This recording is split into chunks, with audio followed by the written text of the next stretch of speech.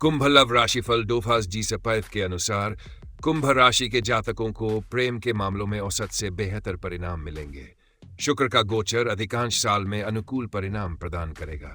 पंचम भाव पर किसी नकारात्मक ग्रह का प्रभाव न होने के कारण आपका प्रेम संबंध सकारात्मक रूप से लाभान्वित होगा। हालांकि मई के बाद कुछ उतार चढ़ाव हो सकते हैं, लेकिन चिंता की कोई बड़ी बात नहीं होगी।